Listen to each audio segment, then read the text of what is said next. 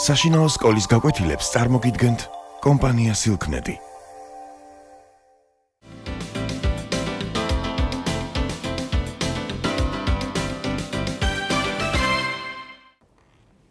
მოგესალმებით. ჩვენ დღეს ვისაუბრებთ ხატაეთის ომთან დაკავშირებით, რადგან ეს ეპიზოდი ერთ-ერთი უმნიშვნელოვანესია ვეფხისტყაოსანში, როცა ჩვენ გვინდა ტარიელის თვისებები გამოვკვეთოთ და ვილაპარაკოთ ტარიელზე, როგორც საოცრად გაწონასწორებულ, სიბრძნით სავსე და ძალგულოვნებით სავსე ადამიანზე ასევე.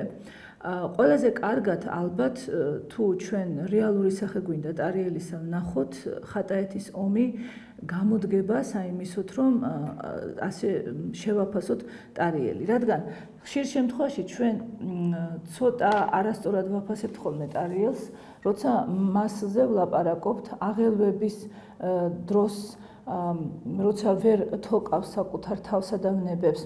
როცა თვითონ ამბობს საკუთარ თავზე ბრძენი, ვინ ბრძენი, რა ბრძენი, ხელი ვითა იქს ბრძნობასაო. როცა თვითონ არის უკვე იმდენად დაღლილი და იმდენად შეჭირვებული აი ამ ცხოვრებისეული ტკივილებისაგან, რომ უკვე ნამდვილად არ არის ის ტარიელი, რომელსაც ჩვენ ვეფხისტყაოსნის დასაწყის ნაწილში ვეცნობით, როცა იგი თავგადასავლის მბობას იწყებს, ანუ ტარიელი მანამ სანამ იგი ნესტანს დაკარგავს. აი ხატაეთის ომი არის სწორედ მაჩვენებელი იმისა, თუ როგორია ტარიელი რეალურად, ტარიელი ნესტანთან ერთად როგორ გამოიყურება და როგორია ტარიელი მაშინ, როცა ნესტანს უმტკიცებს გმირობასა და ვაჟკაცობას და როცა მისი ერთადერთი მიზანია, რაც შეიძლება ბედნიერი იყოს თავის სატრფოსთან ერთად.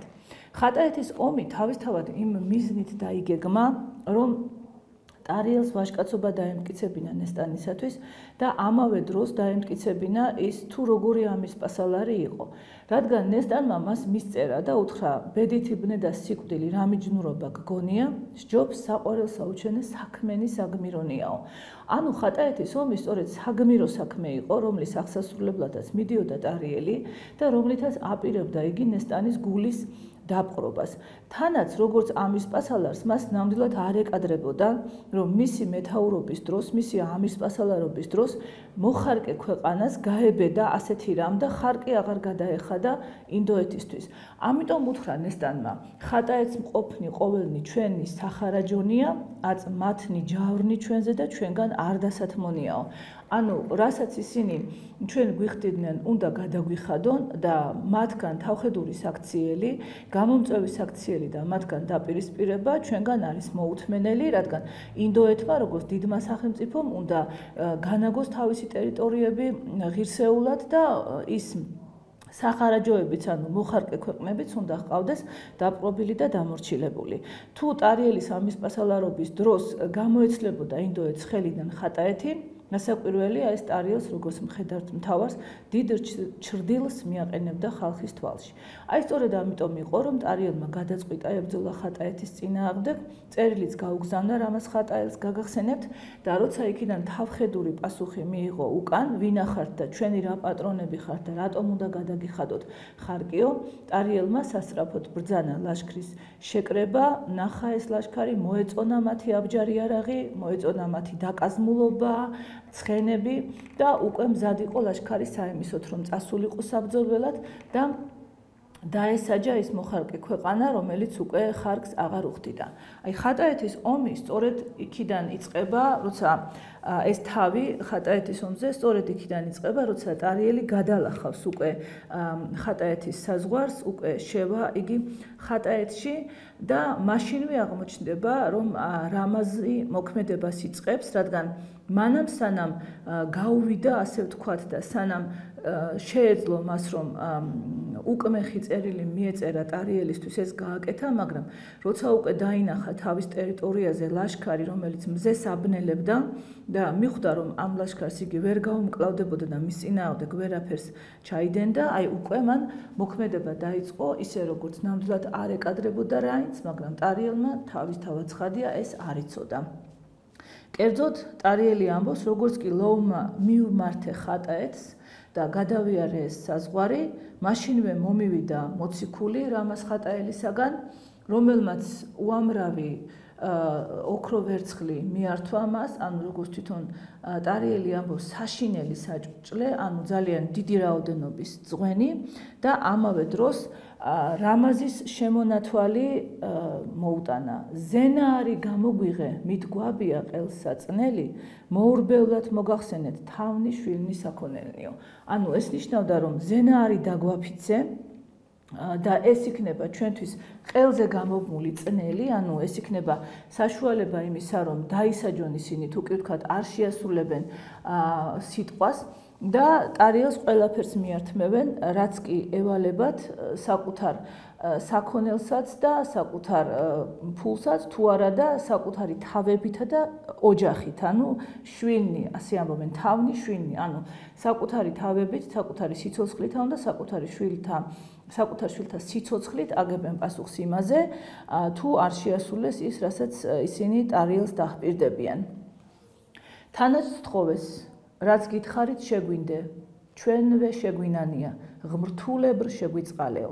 საერთოდ შუა საუკუნეებში ყველაფრის მისაბაძ მაგალითად ღმერთი ითვლებოდა, რადგან უფალია ასეთი მოწყალე და ტარიელი არის უფლისწული, ერთი მეფის შვილი და მეორე მეფის აღზრდილი, ის რასაკვირველია უნდა იყოს მოწყალე, რამაზ ხატაელი სწორედ ამით სარგებლობს და სთხოვს მას, რომ მოიქცეს როგორც ეკადრება ღმერთს, როგორც ღმრთის გაზრდის, ღვთის შვილს, მიუტევოს მათ ყოველივე, რადგან ისინი აღიარებენ, რომ ინდოელები ისეთი მეომრები არიან, რომ მათი თხები დასჭამენ ხატაელ მგლებს. და ამიტომაც ცხადია, რომ როცა მგელიც კი უძლურია საიმისოთ, რომ იბრძოლოს, რასაკვირველია, ისინი ვერაფერს მოუხერხებენ ინდოეთის ლაშქარს. ტარიელმა მოისმინა რა ეს ანუ მოკძალებული დამოკიდებულება, პატივისცემა, მოისმინა, რომ საკუთარ თავს ისინი თხებად მიიჩნევდნენ, მოისმინა, როგორ ევედრებოდნენ შენდობას და როგორ პირდებოდნენ, რომ ყველაფერს თვითონ მიართმევდნენ, რასაკვირველია, მას შეიძლებოდა, რომ შეცდომა დაეშვა, ამხელა ჯარის პატრონს არც უნდა ჰქონოდა რაიმე განცდა იმისა, რომ მტერი მას რაიმეს დააკლებდა, მით უმეტეს ტარიელი ამ დროისათვის ძალიან ახალგაზრდა იყო, მოგეხსენებათ და შეიძლებოდა მას ერთგვარი ახალგაზრდული შემართების თუ ახალგაზრდული დაუდევრობა და უფიქრებლობის გამოც დაეშვა შეცდომა, მაგრამ ტარიელი ასეთი არ არის. ის ნამდვილად საუკეთესოდ იქცევა აქ როგორც ბრძენ ამის პასალარს შეჰფერის, ამიტომ მან დაუძახა რაზმის უფროსებს, დაუძახა გამოცდილ ადამიანებს, მეომრებს, რომლებიც თანხმად დაწაყვანილი და რომლებმაც მასზე კარგად იცოდნენ ბევრი რამ ხატაელთა შესახებ და კითხა აზრი. რა ექნა როგორ მოქცეულიყო.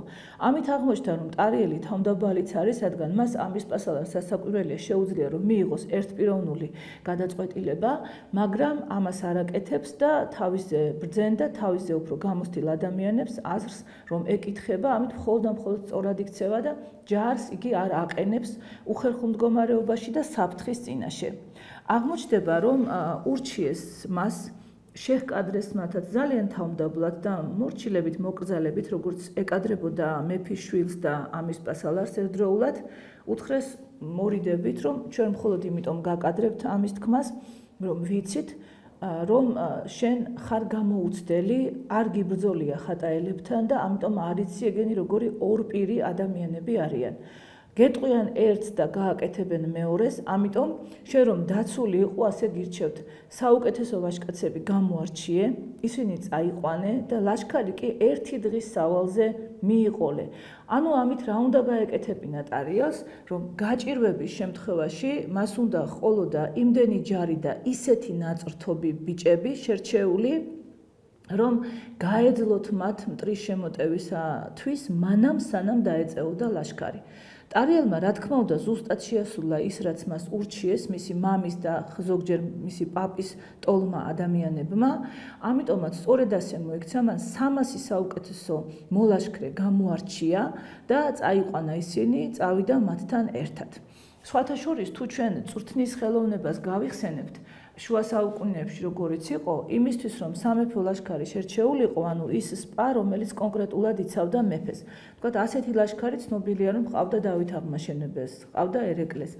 ანუ იგულისხმება, რომ სხვა მეფეებსაც ეყოლებოდათ ისინი სხვადასხვა რაოდენობის 200-300 კაცი ყავდათ ხოლმე. და თითოეული მათგანი ირჩეოდა ისე, რომ 9 საათის განმავლობაში 8 კაცის წინააღმდეგ უნდა ებრძოლა ისე, რომ ვერც კი გაეკაწრათ. თუ კი ოდნავ მაინც გაკაწრავდნენ, სულ ერთია ფეხზე, ხელზე, სახეზე ვთქვათ, ის კაცი დაიწუნებოდა და სამეფო ლაშქარში ვერ ჩაირიცხებოდა იმ ჯარში, რომელიც კონკრეტულად იცავდა მეფესა და მეფის ინტერესებს. ასე რომ ისინი ისეთი მეომრები იყვნენ და ისეთი ნაბრძოლები, ისეთი გამოცდილები, რომ მათთვის ვთქვათ დიდი რაოდენობის მტრის წინააღმდეგ ბრძოლა გარკვეული საათების განმავლობაში არ იყო მაინც და მაინც ძნელი და შეუძლებელი. ასე რომ როცა ვეფხისტყაოსნის ავტორი აღგვიწერს იმას, თუ აი ამ 300-მა კაცმა როგორ გაუძლო თითქმის 9 დღიან ბრძოლას 100,000-იანი ლაშქრის წინააღმდეგ, ეს ჩვენი თვალსაზრისით შეიძლება იყოს სრულიად გაუგებარი და დიდი ზღაპარი, მაგრამ იმდროინდელი შეხედულების მიხედვით ეს სავსებით შესაძლებელი იყო, თუ გავითვალისწინებდით, როგორი მეომრები იყვნენ და ეს 300 კაცი როგორი მეომრებისაგან შედგებოდა. ცოტა ხნის შემდეგ, კერძოდ უკვე გასული იყო 3-ოდე დღე, ტარიელს უკვე შემდგომი მოციქულიც ეახლა, ამ მოციქულმა მას მიუტანა უამრავი სამოსი, საუკეთესო და უთხრა, რომ რამაზი მასთან შეხვედრას იჩქაროდა, რამას გადაფიქრებული არაფერი ჰქონდა და ყველაფერს მიართმევდა თავისი ნებით.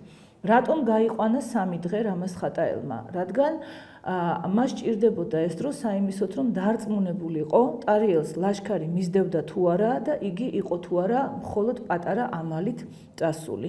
მას მართლა ეგონა, რომ ტარიელი იყო 300 კაციანი ამალით, ამიტომ იტყუებდა რაც შეიძლება შიგნით, რომ იოლად გასწორებოდა მას და შემდეგ უმეთაუროდ დარჩენილ ლაშქარს, რასაკვირველია, მით უმეტეს მტრის ტერიტორიაზე გაცილებით უფრო ადვილად გაუმკლავდებოდა თავისი ღრმა რწმენით.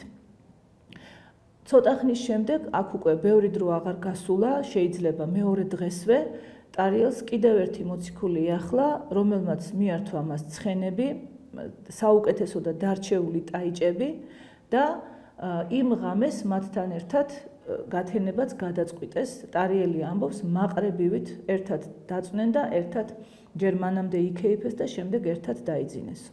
ერთ-ერთი მათგანი გამოეყო ხატაელთა დელეგაციას, ასე შეიძლება ითქვას, მათზე, რადგან ისინი იყვნენ ელჩად გამოგზავნილნი, ჩუმად მივიდა ტარიელთან და უთხრა ისეთი რამ, რითაც ხატაეთის ომი კიდევ უფრო საინტერესო ხდება და რის გამოც რუსთაველი შენიშნავს, კარგი საქმე კაცსაზე და აზომთური არ წახდებისო. ანუ კიდევ ერთხელ დაგვარწმუნებს, რომ ის რაც კარგი გაუკეთებია ადამიანს და რაც სიკეთე დაუთესავს მას, აუცილებლად დაუბრუნდება უკან სიკეთით. აი სწორედ ასე იყო. ერთ-ერთი ხატაელი მოციქული აღმოჩნდა სარიდანის, ტარიელის მამის მიერ გაზრდილი კაცი, მან თვითონ უთხრა, მე მამისა თქვენისაგან ვარ ცოტაი განაზარდი. თქვენი მესმა საღალატო საცნობელად გამოუვარდიო და იგი უხსნის ესე იგი, რომ ვერ აიტანს ვერასოდეს, რომ სარიდანის შვილი მკვდარი ნახოს, რადგან ცოტა ნიშნავს ძუძუმწოვარს, ანუ ბავშვს, რომელიც ჯერ კიდევ ძუძუს წოვს. სარიდანს იგი გაუზრდია, იქიდან მოყოლებული, როცა ძუძუს წოვდა, ანუ სულ რამდენიმე თვისა იყო, კაცად უქცევია იგი და ამიტომაც იგი თავის ნამდვილ მამად თვლის სარიდანს. აქედან გამომდინარე, მისთვის ტარიელი ძმაა და ვერასოდეს წარმოიდგენს იმას, რომ უღალატოს ძმას და უღალატოს თავისი გარდაცვლილი მამის ხსოვნას. ეს პირობითად, რადგან სარიდანი ამ დროისთვის მკვდარია. ნამდვილი სიკეთე სწორედ ეს არის, როცა ადამიანს სურს, რომ მიცვალებულის სულს პატივი მიაგოს, იგი არაფერს ელოდება სამაგიეროს, იმიტომ რომ სარიდანი უკვე ამ ქვეყნად აღარ არის და ცხადია მას მადლობას ვერ გადაუხდის, მაგრამ ეს ადამიანი მოქმედებს იმ ლოგიკით, რომლის გარეშეც მას ცხოვრება უბრალოდ არ ძალუძს. კერძოდ იგი ვერ მოითმეს იმას, რომ ასე გამწარდეს მისი გამზრდელი ადამიანის სული, რომ მას თავისი ნამდვილი შვილი, თანაც ერთადერთი შვილი მოუკლან და თანაც ასე ღალატით და მალულად. ამიტომაც ეს ადამიანი, როცა არჩევანის წინაშე დგება და ერთ მხარეს არის სამშობლოს სიყვარული და მეორე მხარეს პატრონის სიყვარული, აი ეს ხატაელი ადამიანი ირჩევს, რომ უღალატოს სამშობლოს და არ უღალატოს პატრონს. იგი მართლაც ტარიელს გამოუტყდება იმაში, რომ ხატაელებს ერთ მხარეს 100,000 კაციანი ლაშქარი ჰყავთ ჩასაფრებული, ხოლო მეორე მხარეს 30,000. 3 ბევრი, როგორც იგი ამბობს, ბევრი ძველ ქართულად უდრიდა 10,000. 3 ბევრი ცხადია, რომ არის 30,000. ტარიელს ყავს სულ 300 კაცი, ამიტომ ცხადია, რომ ის 100,000 კაციან ლაშქარს გადააწყდება აი ამ გზაზე თუ 30,000-იანს. მას მაინც ძალიან მძიმე ომი მოუწევს და ამ ხატაელმა კიდეც აუხსნა რა, ერთსა გცემდნენ 1000-ნი, ეგრეცა მოგერევიან. ანუ მან სულაც არ მიაყენა ამით ტარიელსა და მის ვაჟკაცობას შეურაცხყოფა, მაგრამ როცა 1000 კაცი ერთის წინააღმდეგ იბრძოლებს, ცხადია მოერევიან მას. ტარიელი ამ შემთხვევაშიც ძალიან ბრძნულად მოიქცა. მან არაფერი არ უთხრა 300 კაცს. ეს ამბავი დაუმალე როგორც ჭორიო. ანუ არ შეაშინა ისინი, წინასწარ მათ სადარდელი არ გაუჩინა, მაგრამ ერთ-ერთი გამოყო ლაშქრიდან ადამიანი და უთხრა: სასწრაფოდ წადი დიდ ლაშქართან და უთხარი მოგრაგნონ თადაგორი. ეს ნიშნავს არ მოერიდონ არანაირ დაბრკოლებას და სასწრაფოდ დამეწივნენო. ტარიელი ითვალისწინებს იმასაც, რომ თუ დაუშვათ რამაზი ბრძოლას გადაიფიქრებს, იგი გააჩერებს უბრალოდ ლაშქარს და ომი არ იქნება, რადგან სისხლის ღვრა და სისხლის სიყვარული რაინდებს არ ახასიათებთ. ისინი მხოლოდ გამოუვალ შემთხვევაში დაღვრიან სისხლს, ხოლო დიდი რაოდენობით სისხლს და მით უმეტეს სიყვარულს ამისას სისხლისას ისინი არ ამჟღავნებენ და ამიტომ ტარიელი სიამოვნებით მოერიდება ამ ომს, თუ კი ამისი აცილება შესაძლებელია თავიდან, მაგრამ მარტო 300 კაცის იმედზე არ რჩება, ლაშქარს ეძახის და ეს მისი მხრიდან არის საუკეთესო საქციელი. თვითონ კი დილით ადგება და მიიღებს ასეთ საოცარ გადაწყვეტილებას. თუ ღმერთი ინებებს, მათი ხორცი ჩემ ხმალზე გაიჭრებაო. თუ არ ინებებს და განგებას ჩემი სიკვდილი უნდა დაემონკლას, მაგრამ ვერც ერთი წამით ვერ გადაწყვეტს ტარიელი, რომ ის ლაჩრულად მოიქცეს, გზას აგრძელებს აბსოლუტურად ჩვეულებრივი ტემპით, მიდის მტრისაკენ, იცის რომ მიდის საომრად და ელოდება უზარმაზარი ლაშქარი, მაგრამ იგი უკან არ იხევს და გულს არ გაიტეხს.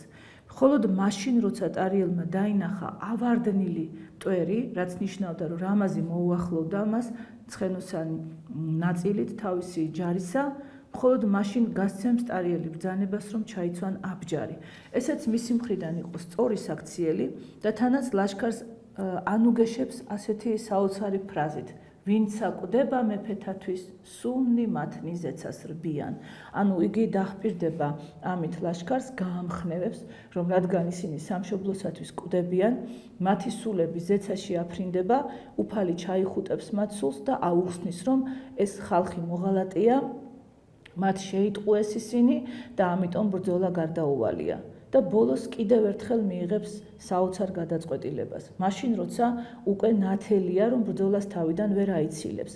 როცა რამაზ ხატაელი მას ჯერ მოციქულს გამოუგზავნის, რატომ ხართ აბჯრით, ჩვენ ხომ მშვიდობიანად უნდა შევხვედროდეთ ერთმანეთსო, მაგრამ ტარიელი მიუგებს, რომ განსხვავებით შენგან მე არა ვარ მატყუარა, ვიცი რომ ომი გაქვს გადაწყვეტილი და აი ბატონო აქ ვარ, მობრძანდი და ვიომოთო. და ამ დროს გამოჩნდება კვამლი და გამოჩნდება ეს 100,000 კაციანი ლაშქარი. ტარიელისთვის უკვე გასაგებია, რომ ომი არის სრულიად აუცილებელი და თანაც იგი არის ძალიან მცირე ლაშქრით. მაგრამ ამ 300 კაცს სჭირდება ასპარეზი იმისთვის, რომ ბრძოლა შეძლო. აი მაშინ იღებს ტარიელი საოცარ გადაწყვეტილებას. მარტო შუბით ხელში გაექანა 100,000 კაცისკენ. თვითონვე ამბობს, ამაში ცოტა ღიმილსაც ალბათ დავინახავთ რუსთველის. შემომხედეს, შმაგიაო ესე თქვესა, მუნ მივმართე მკლავ მაგარმან სად უფროსი ჯარი დგესაო. ანუ ლაშქარს აფიქრებინა გიჟია, მორბის 100,000-ის წინააღმდეგ ერთი კაცი. როგორ შეიძლება ის მართლა იყოს ამ შემთხვევაში ნორმალურად მოაზროვნე, მაგრამ ტარიელი რით სარგებლობს, მე მგონი ნათელია. სარგებლობს იმით, რომ ამ 100,000-ში შიში უნდა დათესოს. ეს ერთი კაცი შორიდან ვერ მოკვდება, ხო, მას ვერ მოკლავენ. უნდა მიუახლოვდეს ვიღაცას შუბის ან ხმლის მანძილზე. ნებისმიერი ფიქრობს, ვაი იმას, ვისაც ტარიელი პირველი დაეტაკება. აი ამიტომ მოხდება, რომ ყველა გარბის ტარიელს გზას უტოვებს და იგი თვითონ მშვენიერი შედარებით გადმოსცემს ამას. შიგან ასრე გავერივე გნოლის ჯოგსავითა ქორი და როგორც აი ეს გნოლები მოფანტა, ასე მოფანტა ეს რაზმი, წინა კერძო რაზმები აურდაურია წყობა, აი ამ 300 კაცს ბრძოლის შესაძლებლობა მისცა და თვითონაც იბრძოლა რა თქმა უნდა, ისე რომ ერთობ სრულად ამოვწყვიტე წინა კერძო რაზმი 2-იო ამბობს. ამის შემდეგ რა თქმა უნდა მრგვლივ როგორც ტარიელი ამბობს, ანუ შეარღვიეს მათ ეს დაწყობილობა ამ ლაშქრისა და მრგვლივ ანუ გარშემო, მათ გარშემო შეიქმნა დიდი ომი და ტარიელი ხელშიც დაჭრეს. ალბათ ბევრი ამ 300-დან გარდაიცვალა კიდეც, მაგრამ ლაშქარმა მოუსწრო და გამოჩნდა ამით როგორი დიდი ამის პასალარია ტარიელი, როგორი ჭკვიანია იგი, როგორ შეუძლია რომ არაჩვეულებრივი გადაწყვეტილებები მიიღოს გარკვეულ შემთხვევაში და თავის თავზე აიღოს ყველაზე მთავარი, ყველაზე მნიშვნელოვანი სიძნელე და აი ეს გამარჯვება, რომელსაც ტარიელმა მიაღწია ხატაეთის ომში, მთლიანად მისი დამსახურება იყო. ლაშქრის გამოჩენამ ეს ომი დაამთავრა, რადგან ყველა მიხვდა, რომ სადაც 300 კაცს ვერ ერეოდნენ, მით უმეტეს ვერ მოერეოდნენ ლაშქარს, რომელიც მზესაბნელებდა და რომელიც ქვიშასავით რიცხმრავალი იყო. ტარიელი ასე მოიქცა ამ ომში, გამოჩნდა მისი სიბრძნე და ვაჟკაცობა. გმადლობთ ყურადღებისთვის.